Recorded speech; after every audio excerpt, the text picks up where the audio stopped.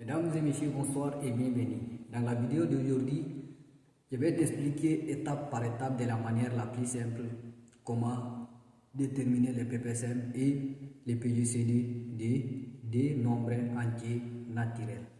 Pour déterminer les PPSM et PGCD des nombres entiers naturels tels que 120 et 90, nous allons d'abord premièrement composer les nombres en facteurs primaires. Comment calculer ou bien déterminer ou décomposer les facteurs primaires. Premièrement, pour décomposer 120 ou 90, on va décomposer en facteurs primaires. Quels sont les facteurs primaires? Premièrement, nous allons essayer de voir avec D. Si c'est divisible par D, nous allons diviser par D jusqu'à les nombres qui ne se divisent pas par D. Si D est terminé, nous allons commencer par 3. C'est un nombre pair et parmi les nombres primaires, c'est D. Nous allons commencer par 3. Si on a terminé avec par 3, nous allons commencer par 5, par 7, ainsi de suite. Alors, décomposons 120 divisé par D. 120 est un nombre pair et divisible par D. Si on a divisé 120 divisé par D, ça nous donne 60. 60 est divisible par D, ça nous donne 30. 30 est divisible par D aussi, ça nous donne 15. Est-ce que 15 est divisible par D? Non. Est-ce que 15? On va essayer de voir avec 3. Est-ce que 15 est divisible par 3? Oui. On va diviser par 3. 15 divisé par 3, ça nous donne 5. 5 est divisible par 3? Non. On va passer par 5. 5 est divisible par 5, ça donne 1. Alors, ici, 120 égale à, ici, D, 1, 3. On a 3, D. On va écrire D ou qui. Fois, on a un seul 3, fois 3, et fois 5. On a décomposé 120 en facteurs primaires. Alors, essayons de voir pour 90. 90, est-ce qu'il est divisible par D? Oui, nous allons diviser par D, ça nous donne 45. Est-ce que 45 est divisible par D? Non. On va passer par 3. Est-ce que 3 divise 45? Oui, on va diviser par 3, ça nous donne 15. Est-ce que 15 est divisible par 3? Oui, on va diviser par 3, ça nous donne 5. 5 est divisible par 5, on va diviser par 5, ça reste 1. Alors 90 égale à D fois, on a une seule D ici, et on a D 3. Nous allons prendre 3 au carré fois 5.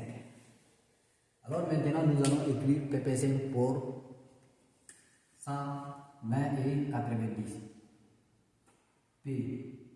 PPSM de 120 et 90.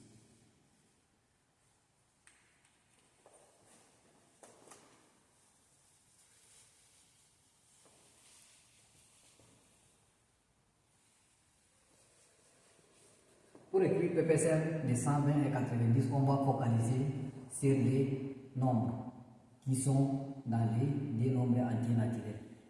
Ici, nous allons voir quels sont les nombres semblables. Ici, on a D ou K, mais on a D. Mais s'il n'a pas de puissance, comme si on a de puissance 1.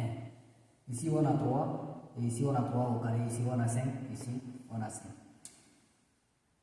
PPSM de 120 et 90, nous allons prendre les nombres qui ont les plus grandes puissances. Alors, dans 120, on a D ou K.